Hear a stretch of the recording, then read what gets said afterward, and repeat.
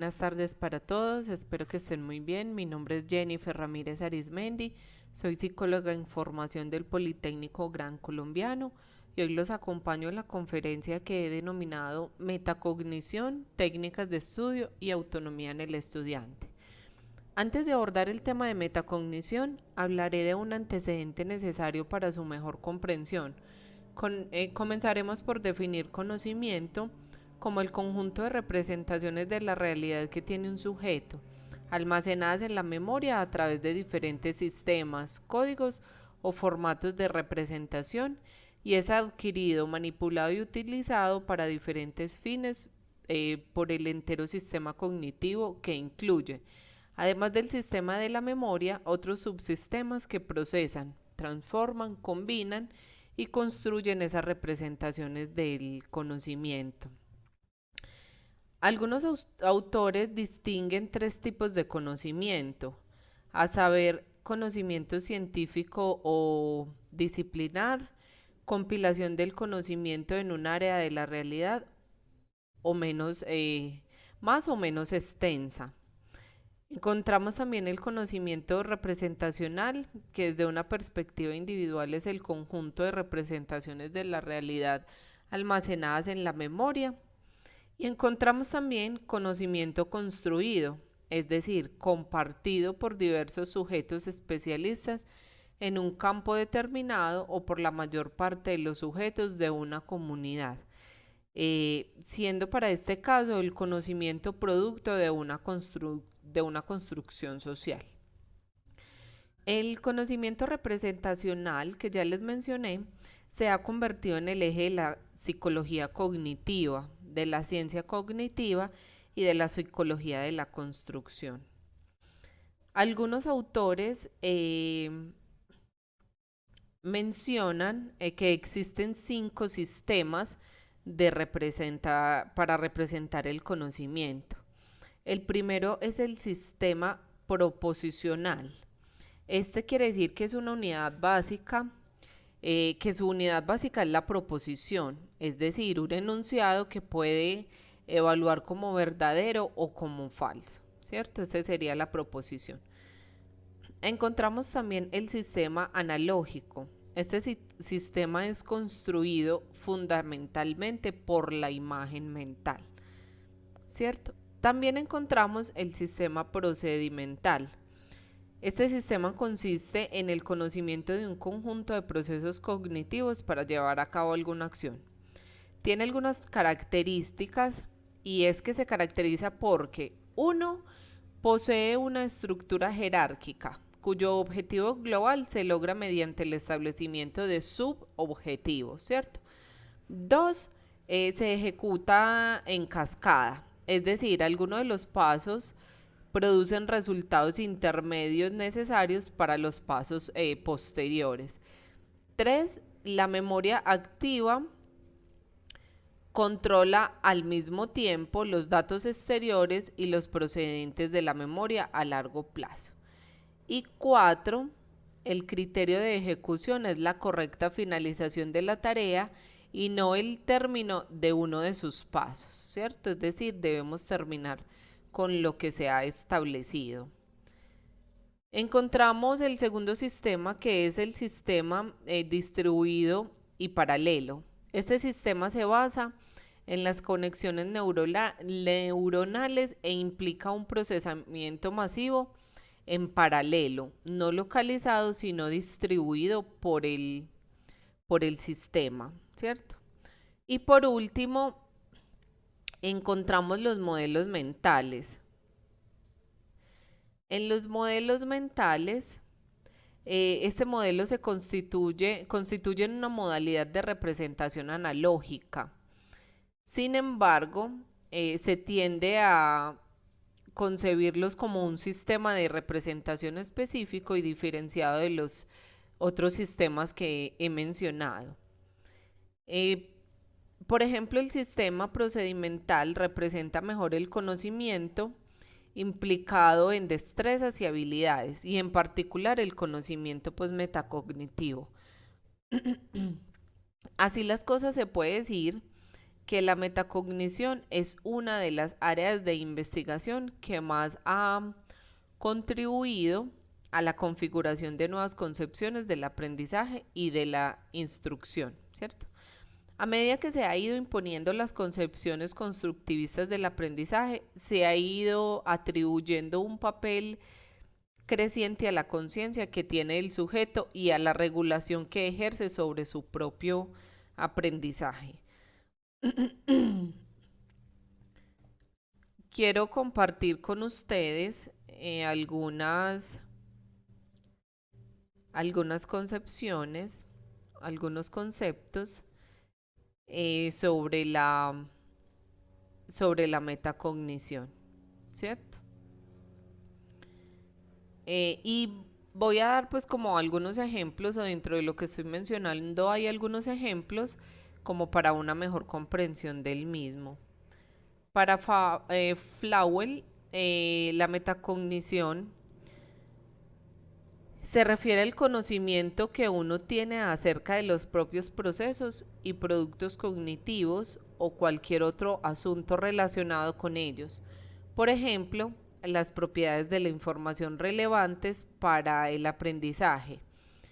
Y por otro, la supervisión activa y consecuente regulación y organización de estos procesos en relación con los objetos o datos cognitivos sobre las que actúan, normalmente en aras de alguna meta u objetivo concreto. Es decir, la metacognición se practica cuando se tiene conciencia de la mayor dificultad para aprender un tema que otro, ¿cierto? También cuando se comprende que se debe verificar un fenómeno antes de aceptarlo como un hecho, o cuando se piensa que es preciso examinar todas y cada una de las alternativas de una elección múltiple antes de decidir cuál es la mejor, ¿cierto? O sino también como cuando se advierte que se debería tomar nota de algo porque si no pues se puede olvidar. Otro autor nos dice que la metacognición es el conocimiento que las personas construyen respecto del propio funcionamiento cognitivo. Un ejemplo de este tipo de conocimiento sería saber que la organización de la información en un esquema favorece su recuperación posterior, ¿cierto? Este autor asimila la metacognición a operaciones cognitivas relacionadas con los procesos de supervisión y de regulación que las personas ejercen sobre su propia actividad cognitiva cuando se enfrentan a una tarea. ¿Esto qué quiere decir?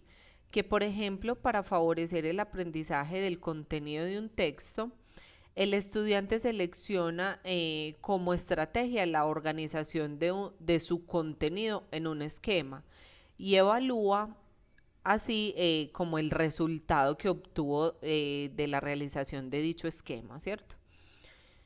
Con lo que les acabo de explicar, es posible diferenciar dos componentes metacognitivos. Uno que se da de naturaleza declarativa, que es el saber qué, o también conocido como conocimiento metacognitivo, y el otro es de carácter procedimental, que es el saber cómo, o también conocido como el control metacognitivo o aprendizaje regulado, ¿cierto? Ambos son importantes para el aprendizaje y están relacionados entre sí. El conocimiento metacognitivo del que les estaba hablando, que sería el saber qué, se refiere al conocimiento de la persona, es decir, que se trata del conocimiento que tenemos de nosotros mismos como aprendices, de nuestras potencialidades y limitaciones cognitivas y de otras características personales que pueden afectar el rendimiento de la tarea. Este también podría ser este saber que el conocimiento de la tarea. Esto hace alusión al conocimiento que poseemos sobre los objetivos que tenemos sobre dicha tarea y todas sus características que influyen sobre su mayor o menor dificultad, ¿cierto? Este conocimiento es muy importante porque ayuda al estudiante a elegir la estrategia apropiada, ¿cierto? También encontramos dentro del saber qué el conocimiento de las estrategias, es decir, que el estudiante debe saber cuáles serán las estrategias que permitirán llevar a cabo una tarea, cómo las aplicarán y las condiciones bajo las cuales las diferentes estrategias que va a utilizar resultan más efectivas, ¿cierto? Ahora, en cuanto al control metacognitivo o aprendizaje regulado, que les hablaba que es el saber cómo, encontramos que la idea básica es que el estudiante comprenda eh, que es competente, ¿cierto? Que es un participante intencional y activo dentro del grupo y que es capaz de iniciar y de dirigir su propio aprendizaje. Así las cosas, podemos decir que el aprendizaje autorregulado está dirigido siempre a una meta y es controlado por el sujeto que aprende, ¿cierto? Ese que les acabo de explicar es el saber cómo. Hoy en día se habla de la instrucción y el aprendizaje, pero ustedes se preguntarán, ¿qué es esto? Esto significa que los estudiantes pueden mejorar su capacidad para aprender, usando selectivamente estrategias motivacionales y metacognitivas. Los estudiantes pueden seleccionar proactivamente e incluso crear ambientes ventajosos para el aprendizaje y pueden jugar un papel significativo en la elección de la forma y cantidad de instrucción que necesita, ¿cierto? A partir de lo que les acabo de mencionar, es posible inferir que el estudiante competente emplea sus conocimientos metacognitivos para autorregular eficazmente su aprendizaje y a su vez para regular para esta regulación que ejerce sobre su propio aprendizaje puede llevarle a adquirir nuevos conocimientos, todos relacionados con la tarea y con sus propios recursos como sujeto que aprende, ¿cierto? A propósito de este concepto de metacognición, a mí personalmente me surge una interrogante y es, ¿para qué ocuparnos de la metacognición, cierto? Pero entonces cuando hago toda esta investigación me doy cuenta que la importancia de la metacognición para la educación radica en que toda persona es un aprendiz. Es decir, un sujeto que está en constante aprendizaje, que se halla constantemente ante nuevas tareas de aprendizaje, ¿cierto? En estas condiciones, lograr que los estudiantes universitarios aprendan a aprender, que lleguen a ser capaces de aprender de forma autónoma y autorregulada, se convierte en una necesidad tanto para el sujeto que aprende como para el docente que enseña, ¿cierto? Por eso considero que uno de los objetivos de la academia sería ayudar a los estudiantes a convertirse en aprendices autónomos, aunque es claro e importante precisar que el logro de este objetivo que yo acabo de plantear debe estar acompañado de otra nueva necesidad, ¿cierto? Que sería para mí la de enseñar a aprender. Con esto quiero decir que no solo los estudiantes universitarios tienen que estar aprendiendo nuevas tareas de forma permanente, sino que también los docentes o los sujetos que enseñan, ya que a ellos constantemente pues también se les presentan situaciones problemáticas que quizás no habían previsto y que aún así deben resolver.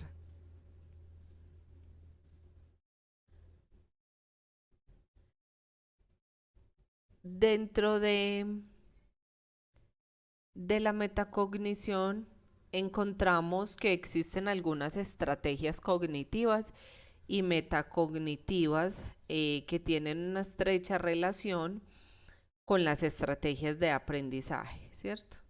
En algunas investigaciones sobre aprender a aprender se refiere a las estrategias cognitivas de aprendizaje, leo textualmente, como procedimientos o secuencias integradas de acción que constituyen planes de acción que el sujeto selecciona entre diversas alternativas con el fin de conseguir una meta fijada de aprendizaje, ¿cierto? También se puede definir como estrategias metacognitivas de aprendizaje al conjunto de acciones orientadas a conocer las propias operaciones y procesos mentales. Esto sería el qué, ¿cierto? Saberlas utilizar sería cómo y saberlas adaptar o cambiar cuando así lo requieran las metas propuestas. Encontramos también que las estrategias cognitivas apuntan a aumentar y mejorar los productos de nuestra actividad cognitiva, favoreciendo la codificación y almacenamiento de la información. Su relación posterior y su utilización de la solución de problemas. Las estrategias cognitivas se emplean para planificar, supervisar y evaluar la aplicación de las estrategias cognitivas. Es decir, que las estrategias metacognitivas constituyen un apoyo para las estrategias cognitivas, ¿cierto? Dentro de las estrategias cognitivas y metacognitivas, no puedo dejar de pasar de largo un tema muy importante que es la motivación. En efecto, hay unas variables motivacionales y afectivas en el desempeño de las tareas cognitivas, ya que el aprendizaje autorregulado depende no solo del conocimiento de las estrategias específicas de la tarea y del control que se lleva a cabo sobre ellas, sino también de la motivación que tenga el sujeto para el aprendizaje o por el aprendizaje, el interés que tenga por aprender. Es decir, que para que el conocimiento de las estrategias cognitivas y metacognitivas se transformen en acción, tienen que ir acompañadas de las intenciones o metas apropiadas y de un patrón de creencias positivas sobre los propios recursos para llevarlas a cabo, ¿cierto? Con esto quiero decir que el aprendizaje autorregulado resulta de la interacción entre cognición, metacognición y motivación. Dentro del tema de la metacognición hay varias estrategias que se podrían insertar en los procesos educativos y formativos. Pero bueno, ¿cómo insertar la dimensión metacognitiva en el proceso educativo, cierto? Para eso, o para tratar de explicar eso, expondré dos criterios que pueden orientar la enseñanza de las estrategias metacognitivas. Cada uno de ellos tiene varios como componentes, ¿cierto? El criterio A es un criterio según el grado de conciencia sobre las estrategias. Dentro de este criterio encontramos varios componentes como el entrenamiento ciego. Se llama entrenamiento ciego porque los estudiantes no perciben la importancia de lo que se les solicita o la razón para hacerlo, ¿cierto? Quien da la instrucción le pide que haga una tarea de una forma determinada y no se le explica por qué razón debe hacerla de ese modo. Entonces los estudiantes simplemente lo hacen, pero no visualizan si esa forma de trabajar es mejor que otras. En consecuencia, no es fácil que la apliquen cuando tengan la opción de decidir cómo hacer el trabajo. De este modo, la enseñanza de las estrategias no conduce a su uso duradero, porque se vuelven instrucciones mecánicas que pueden ser útiles para aprender, pero no para aprender a aprender, ¿cierto? No parece entonces que el entrenamiento ciego, según lo que les acabo de explicar, sea suficiente para ayudar a los estudiantes que presentan más dificultad para ser autónomos en el aprendizaje. Otro componente del criterio A es el entrenamiento informado o razonado. Este entrenamiento tiene lugar cuando a los estudiantes se les pide que aprendan o trabajen de un modo determinado y además de esto se les explica por qué deben hacerlo, resultando o resaltando mejor su importancia y su utilidad. La práctica de esta estrategia específica de la tarea se acompaña de una información explícita sobre la efectividad de esta, ¿cierto? Basándose siempre en argumentos de que las personas abandonan las estrategias cuando no se les enseña cómo emplearlas. ¿Por qué? Porque simplemente no saben lo suficiente de su funcionamiento cognitivo como para apreciar su utilidad para el rendimiento, ¿cierto? Ni se dan cuenta de que pueden ser útiles para diferentes situaciones. Esto significa que si los estudiantes no poseen información acerca de las situaciones, materiales y propósitos, es decir, sobre las condiciones en las que es más apropiado aplicarlas, probablemente harán un uso indiscriminado de las mismas. ¿Esto qué significa a la final? Que una mayor conciencia sobre los aspectos de las estrategias puede contribuir tanto a su permanencia como a su aplicación flexible y no rutinaria, ¿cierto? También encontramos dentro de este criterio el entrenamiento metacognitivo o control, ¿cierto? Esta habla de que en la instrucción metacognitiva se debe avanzar respecto a la instrucción razonada. En el sentido en el que el docente, además de explicar a los estudiantes la utilidad de usar una estrategia concreta, los debe inducir a que ellos mismos la comprueben, de modo que los lleven indirectamente a tomar conciencia de su efectividad, ¿cierto? La intención de incluir este criterio dentro de la dimensión metacognitiva en el proceso de aprendizaje implica enseñar a los estudiantes a planificar, supervisar y evaluar su ejecución, lo que finalmente va a favorecer el uso espontáneo y autónomo de las estrategias y a su vez va a facilitar su generalización a nuevos problemas. ¿Con el fin de qué? De involucrarlos en esta forma, ¿cierto? Así las cosas, la metacognición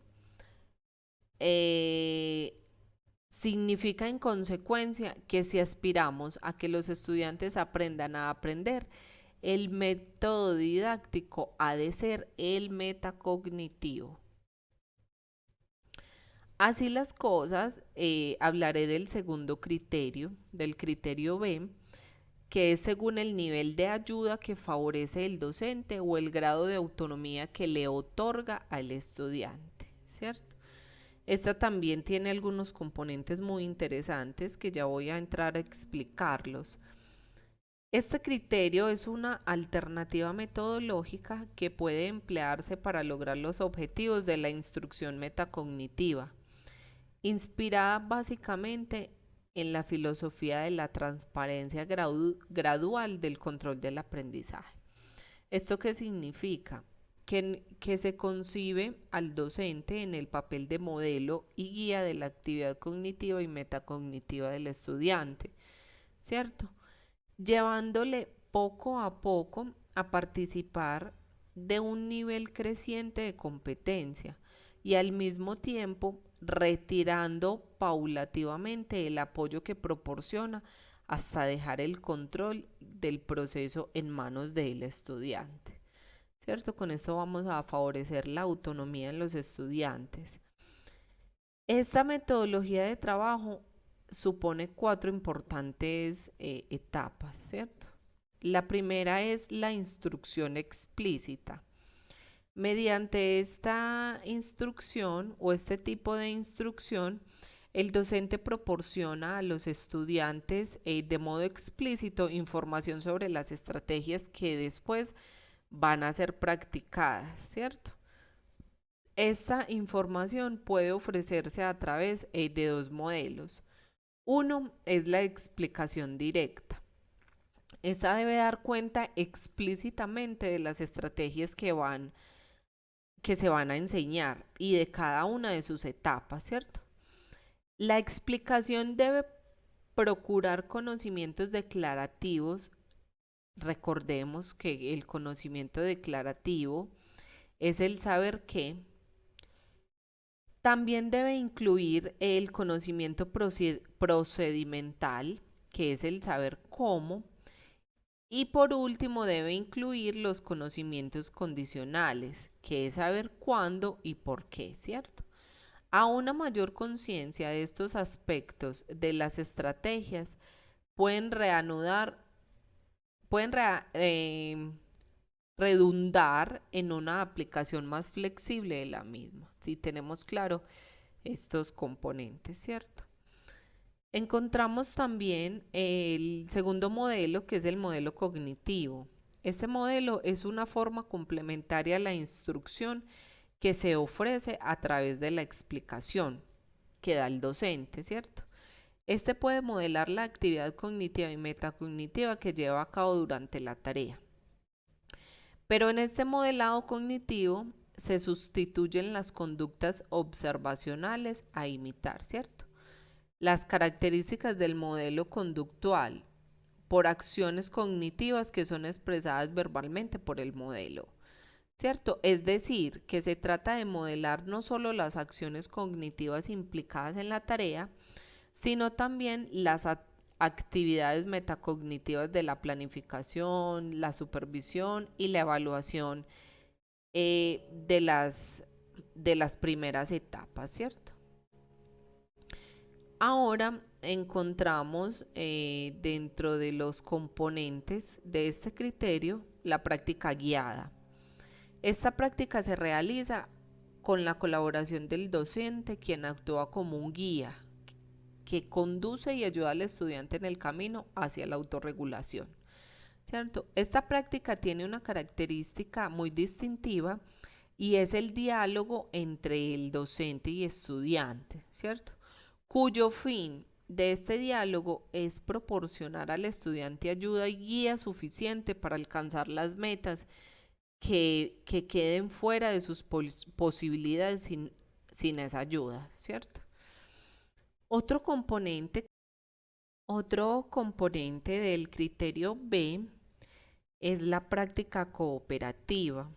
Esta práctica proporciona una fuente adicional de andamiaje al aprendizaje individual, ¿cierto? Es decir, que se lleva a cabo en el contexto de la interacción con un grupo de pares que colaboran para completar una tarea.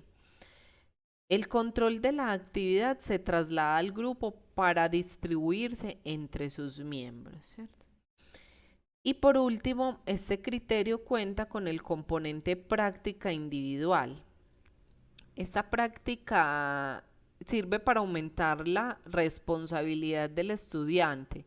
Se puede proponer un trabajo individual que puede apoyarse mediante guías de autointerrogación, conteniendo las preguntas que uno mismo debe plantearse para regular su propia actuación durante la tarea. Muy de la mano vamos a encontrar las técnicas de estudio que en muchos casos hemos usado para nuestros trabajos y que sin duda alguna tenemos unas que son más utilizadas que otras, ¿cierto? Eso es de acuerdo a nuestro sistema cognitivo y metacognitivo. En este espacio nos vamos a permitir conocer algunas, unas más prácticas que otras, ¿cierto? Pero igual de mucha utilidad todas. Entonces, encontramos que las técnicas de estudio podrían definirse como aquellas estrategias o herramientas que facilitan el proceso de estudio, ¿cierto?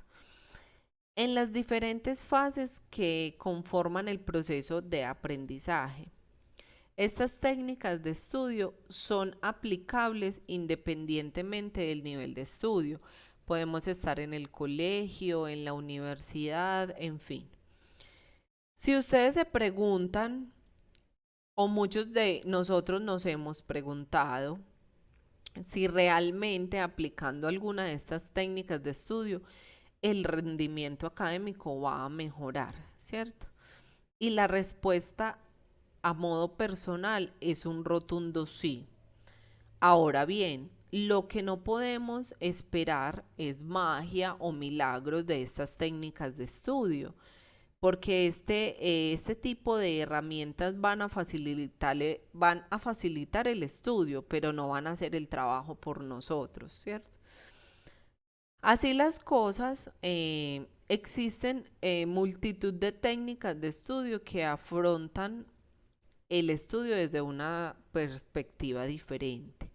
No todas las técnicas de estudio son iguales y no todas les resultan igualmente útiles a todos los estudiantes o a la persona que los vaya a utilizar. Entonces ahora viene otro interrogante para mí, es cómo saber qué técnica de estudio funcionará mejor. Pues esto sin duda lo vamos a saber poniéndolas en práctica.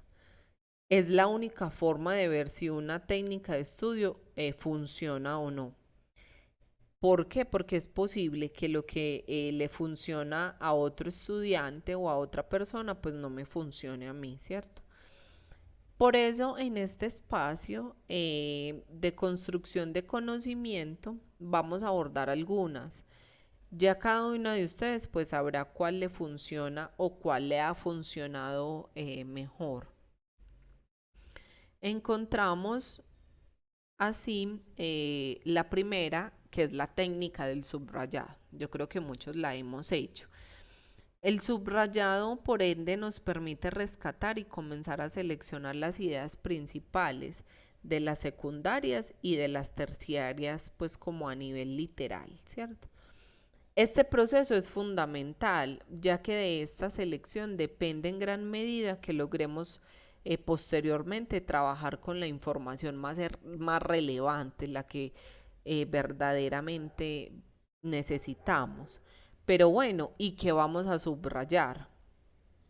¿Por qué este interrogante? Porque es que no podemos subrayar todo el texto, ni siquiera podemos subrayar gran parte de él.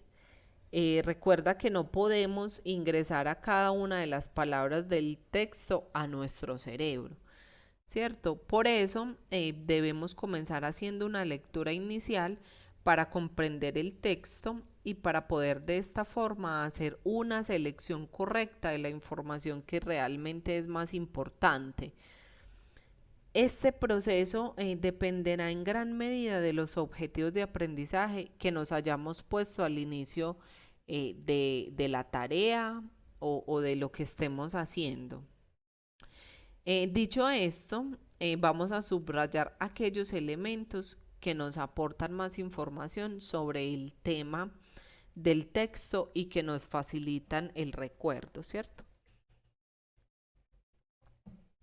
Aquí vamos a encontrar que hay unos elementos que son los que vamos a subrayar, ¿cierto? Por ejemplo, los conceptos. Los conceptos son reglas o son conjunto de reglas para clasificar algo. Suelen aparecer en los títulos de los párrafos si son textos bien estructurados, ¿cierto? Otro elemento que vamos a subrayar o que vamos a tener en cuenta para el subrayado son los sustantivos, aquellos específicos y tangibles en la medida de lo posible. Los mejores son aquellos que nos permiten crearnos una imagen mental. Y por último, también vamos a subrayar los verbos específicos. Estos verbos específicos también son los que nos permiten generar una imagen mental parecida en diferentes textos, ¿cierto?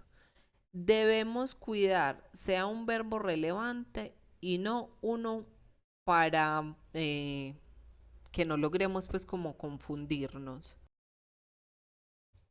Otra técnica que es muy conocida y utilizada por nosotros son los esquemas conceptuales o mapas conceptuales. Esta técnica son herramientas gráficas que nos permiten organizar, sintetizar y distribuir de una manera jerárquica los conceptos fundamentales del material que estamos utilizando y organizarlos de una manera visual, teniendo en cuenta las relaciones que existen entre ellos, ¿cierto? Existe una serie de esquemas conceptuales o mapas conceptuales. Cada uno responde a diferentes fines y objetivos.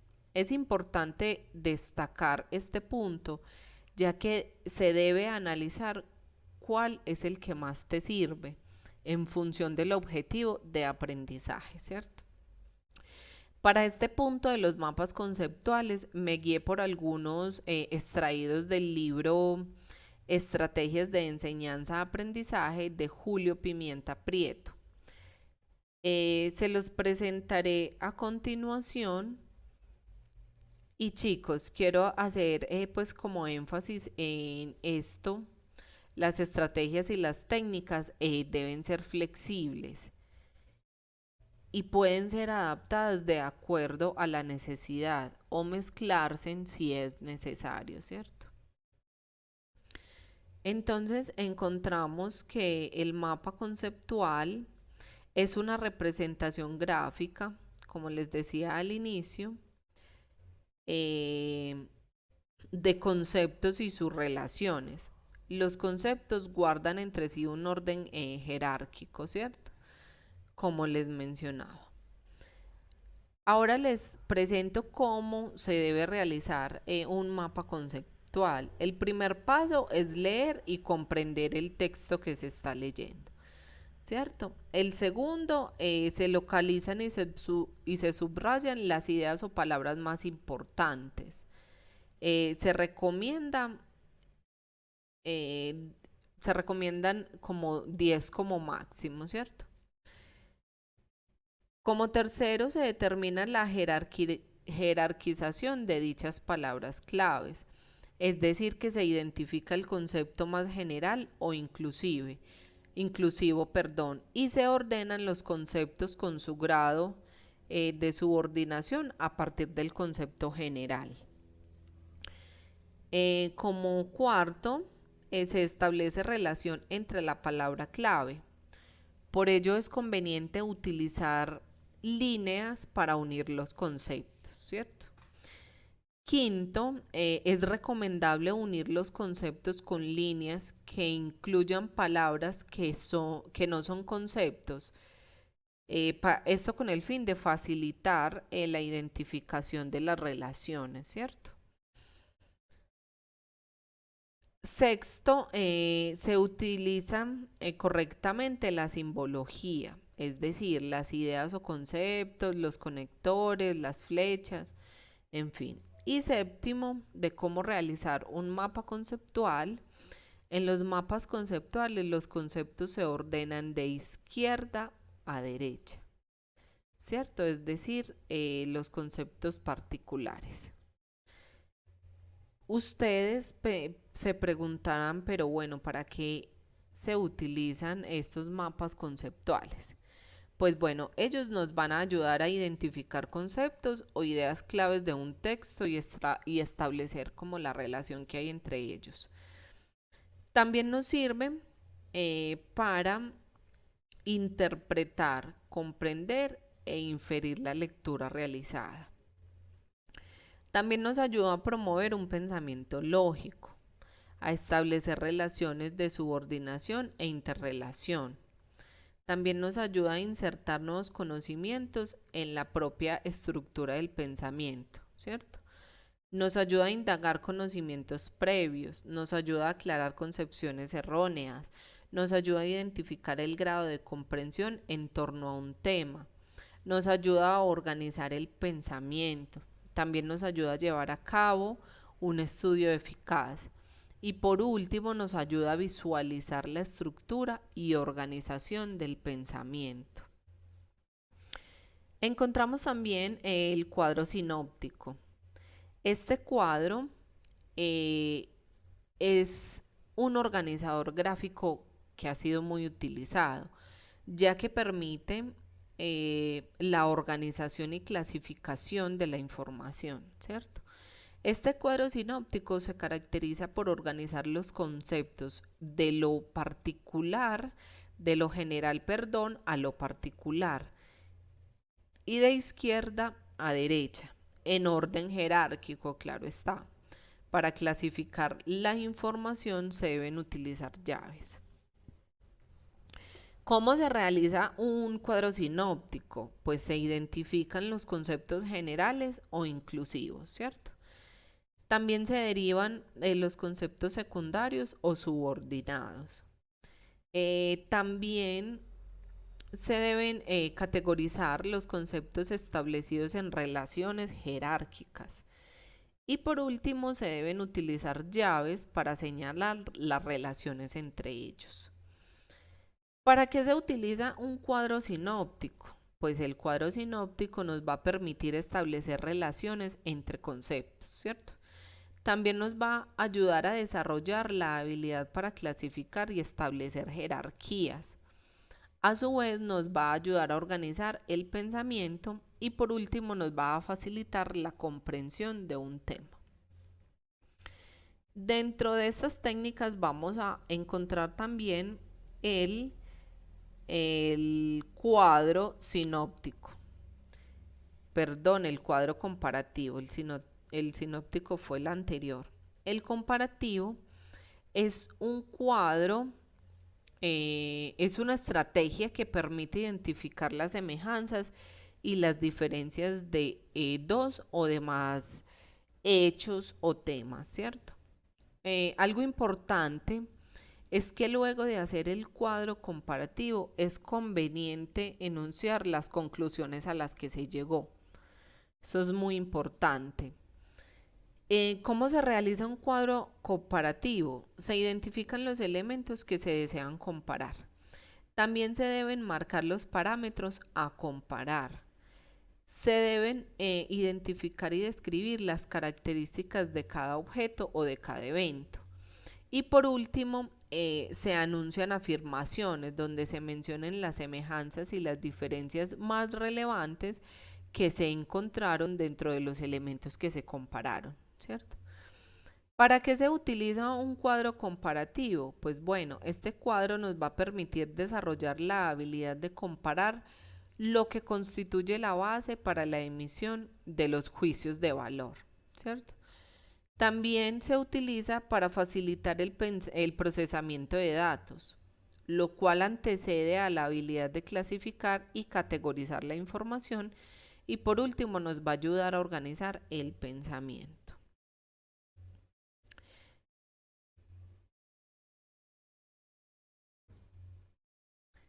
Encontramos otro esquema que no es muy mencionado y que no es muy utilizado, pero que igual tiene muchas ventajas para quienes lo ponen en práctica. Recuerden, por favor, chicos, que cada esquema va de acuerdo a los objetivos y a las metas trazadas. La siguiente técnica es el mapa cognitivo de algoritmos. Este mapa, ¿qué es? Este mapa es un instrumento que hace posible la representación de un tema verbal en forma esquemática, matemática o gráfica. ¿Cómo se utiliza? En el rectángulo superior se anota el tema principal con letras mayúsculas, ¿cierto?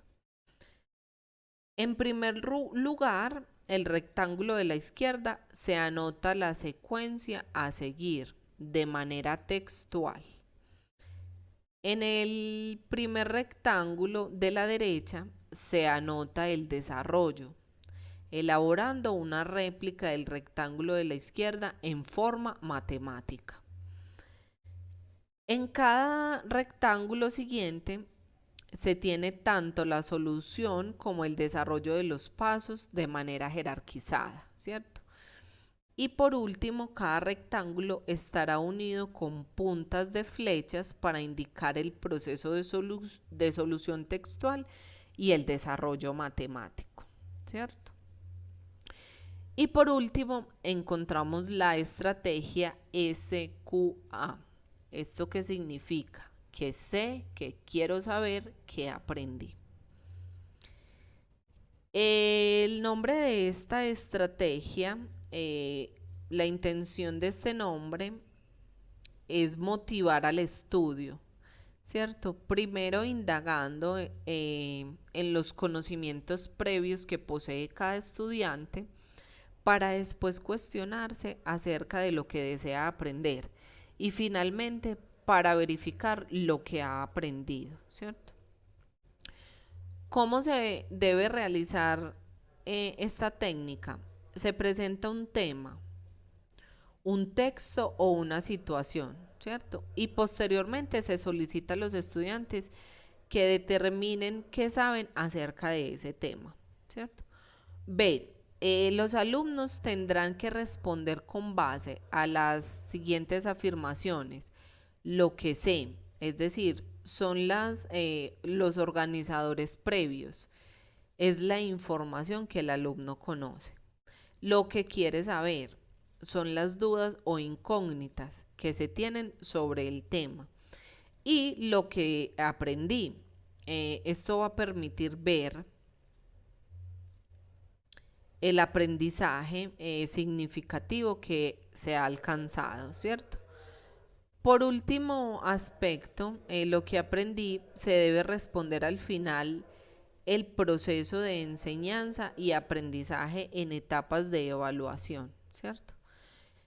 Se puede organizar las respuestas en un organizador gráfico. Sin embargo, tradicionalmente se utiliza una tabla con 3 columnas. Este realmente es como muy sencillo. ¿Y para qué se utiliza esta técnica? Pues la estrategia SQA permite indagar conocimientos previos, ¿cierto? Permite que los alumnos identifiquen las relaciones entre los conocimientos que ya posee y los que va a adquirir, ¿cierto? También permite plantear preguntas a partir de un texto, un tema o una situación presentada por el profesor o docente. Y también va a permitir la generación de motivos que dirijan la acción de aprender, ¿cierto? Hasta aquí, chicos, el tema de las técnicas de estudio. Espero que cada una de ellas les haya quedado clara, que ustedes las pongan en práctica con el fin de aprender a aprender, ¿cierto? Que no siempre nos quedemos con lo que vemos y con lo más tradicional, siempre hacemos lo mismo, siempre es el subrayado, siempre es el mapa conceptual, en fin. Yo creo que esto nos va a permitir caminar un poquito por las diferentes técnicas, quizá una de las otras que no ponemos tanto en práctica, pues sea de más utilidad para lo que queremos aprender. Con este tema o con la compilación de todo lo que es metacognición y técnicas de estudio, llegamos a la autonomía del estudiante, ¿cierto? Con el fin de que los estudiantes tomen conciencia de sus propios procesos cognitivos y de la autorregulación de estos, ya que permitirán potenciar el aprendizaje, el aprender a aprender, autodirigiendo su aprendizaje y transfiriéndolo a otros ámbitos de su vida, no solo el universitario, ¿cierto? Sin duda alguna, la metacognición y las técnicas de estudio van encaminadas a que los estudiantes puedan adquirir su autonomía en el aprendizaje. Quizá esta también es como la intención que he tenido al realizar este curso llamado Aprender a Aprender, ¿cierto? Que espero que tenga un impacto muy importante, tanto en la población poli, la población estudiante del Politécnico Gran Colombiano y sus familias o conocidos o quienes requieran de este material, ¿cierto? Em, Sin más que decirles, para mí fue un placer acompañarlos en los diferentes espacios que tuvimos donde construimos conocimiento juntos. Espero que se lleven muchas cosas, así como me las llevo yo al momento de realizar todo este material especialmente para ustedes. Espero que sea toda la utilidad, de todo el uso, hagan uso de este material tan importante. Y bueno, como sin más que decirles, darles las gracias, muchas gracias, desearles muchos éxitos a todos y como les decía, espero que este curso sea de gran utilidad. Gracias.